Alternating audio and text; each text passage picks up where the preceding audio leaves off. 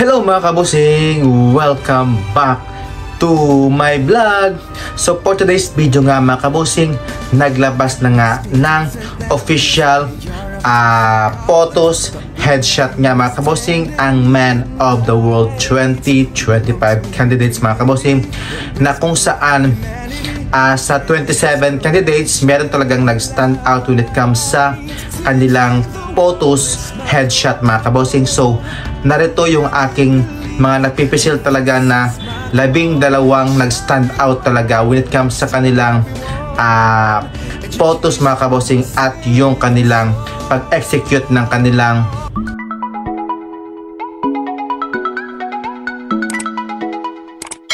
out kung sino talaga yung may magandang aura sa camera. At yan na nga ay magsisimula tayo sa Brazil mga kabosing. Si Brazil, ang ganda ng kanyang registration sa camera, napakaganda ng kanyang ayos dito, yung kanyang paganyan, sobrang ganda talaga mga kabosing at nag-stand out talaga dyan. At syempre naman si China. Si China naman mga kabosing, ang ganda ng kanyang registered sa camera, yung kanyang buhok, ang ganda din, yung kanyang buhok, yung mata, sobrang ganda mga kabosing. Bumagay talaga sa kanyang may pagka-fierce na may pagka-cute yung kanyang photos dito. Next naman si Costa Rica. Ayan, si Costa Rica mga kabosing, ang ganda din ng kanyang photos dito. Ang hindi ko lang nagustuhan yung kanyang paside na ganyan, na hindi ko talaga ma-explain kung bakit ganyan yung kanyang camera headshot niya mga kabosing. Yung face okay na okay sa akin, approve na approve. Next naman si Italy mga kabosing. Si Italy, ang ganda din ng kanyang registration dito mga kabosing. Bumabagay talaga sa kanya yung kanyang may pagka-fierce, may pagka-innocent look mga kabosing si Italy. So, okay na okay sa akin yung kanyang photos dito, kaya lang nakaganyan siya. Pero yung kanyang face value, pasok na pasok sa akin. Maganda na yung kanyang kuha ng kanyang facial expression niya.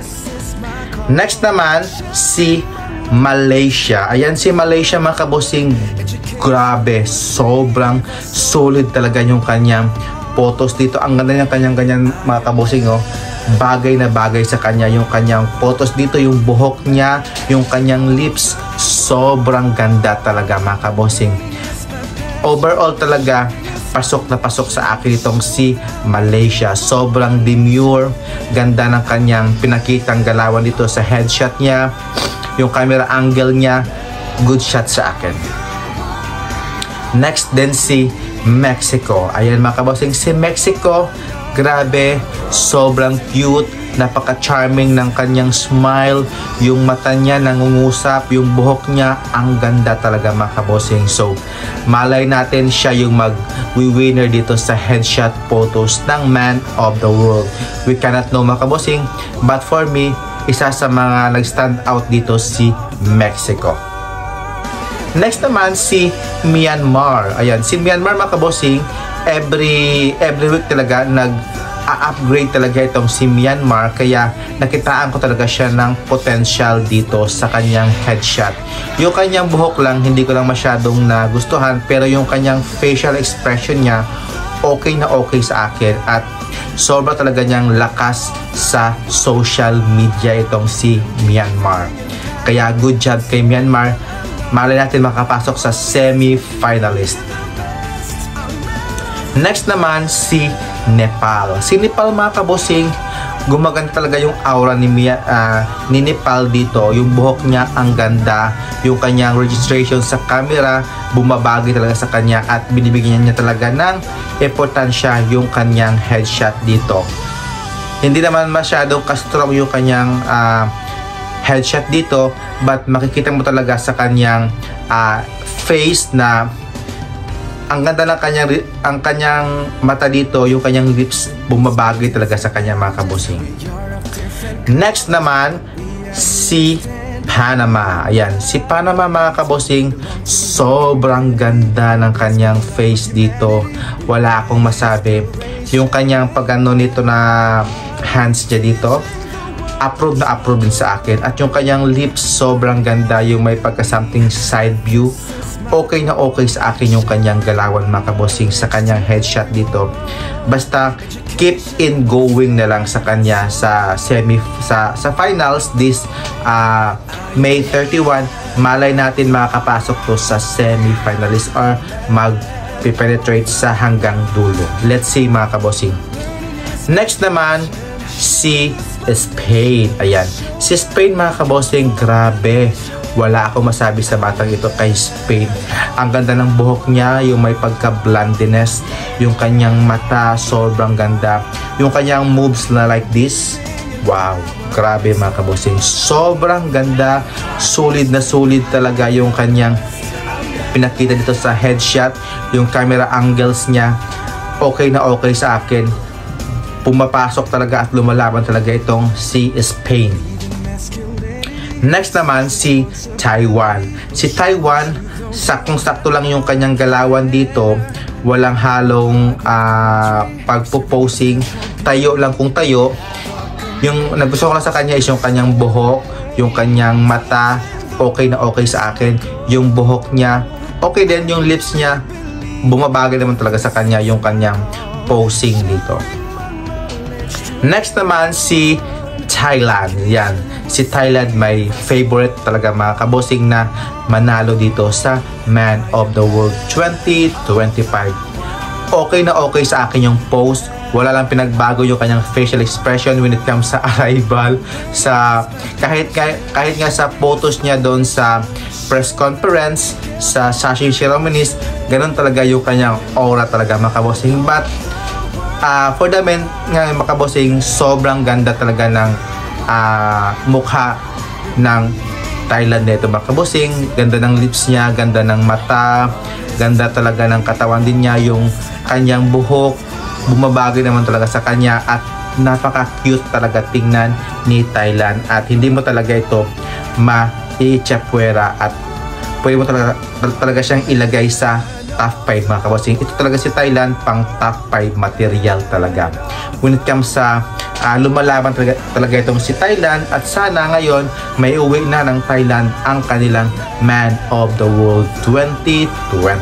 So ayan mga kabossing, na-reveal ko na ang aking top 12 sa standout photoshoot nila mga kabossing para sa Man of the World 2025. So meron nga lang ako ditong nadismaya, meron ako ditong nakulangan talaga.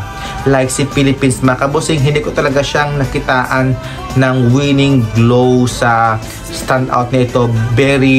Yung kanya talagang is parang low-key na parang boring talaga siya mga kabossing. Unlike last year yung kay Kenneth Cabongcal, napapawaw talaga ako kay Kenneth Vincent Cabongcal. So ngayon, yung Philippines natin ngayon, sobrang weak talaga at hindi ko talaga siya nakitaan for makukuha niya yung corona.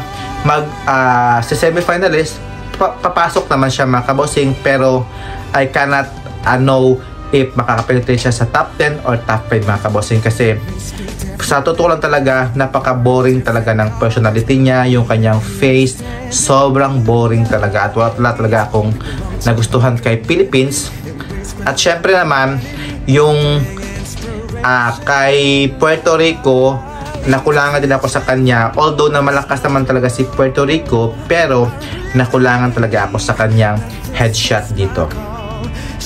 Next naman, kay Nigeria, okay na okay sa akin yung kay Nigeria, but okay lang sana kasi hanggang top 12 yung pinili ko, pero sa top 15 makakapasok si Nigeria sa standout of photos. So 12 lang kasi yung pinili ko. Ayan. Next naman, si Korea. Ayan, si Korea, nakulangan lang ako sa kanyang special expression. Yung kanyang mata talaga para siyang nagulat ba?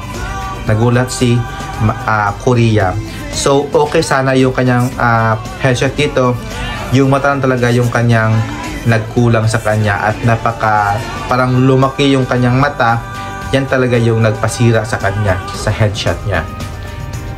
At syempre yung kanina pa ba? Kay France, ayan, kay France mga kabosing, okay na okay yung headshot niya. Kaya lang sobrang ang tapang talaga ng photos dito na sa headshot niya. Kung sa top 15 pasok din to sa akin, kaya lang 12 lang kasi yung binigay ko na stand out talaga at magbigay talaga ng magandang laban. Si France okay na okay sa akin, lumalaban itong si France, ganda sana yung kanyang kuha, kaya lang 12 lang talaga yung kinuha ko at nag-base na ako sa kanilang facial expression, sa kanilang photos dito sa headshot nila, kaya yun talaga, kaya hindi siya nakapasama sa top 12 ko mga kabossing. Ganun din kay Czech Republic, nakulangan din ako kay Czech Republic kasi parang something malungkot siya. I don't know, baka sa kanyang mata na color blue, kaya yun. Next time, sana sa susunod pang laban is makaka-penetrate si Czech Republic. So, ayan. Ayan. So, ayan mga kabossing, yung mga napupuna ko lang dito sa mga headshot dito ng photos ng Man of the World 2025. So, what do you think mga kabossing? Pasok ba nga ang inyong top 12 ko mga kabossing? So, comments down below and please subscribe my YouTube channel, Arman Montoya Vlog, and see you in my next vlog. And sawadee kap, kapung kap, and salam alaikum po dyan, and budjon po sa lahat pong nanonood po sa aking YouTube channel. Hello, hello, hello po, and God bless, and see you in my next vlog. So, bye-bye!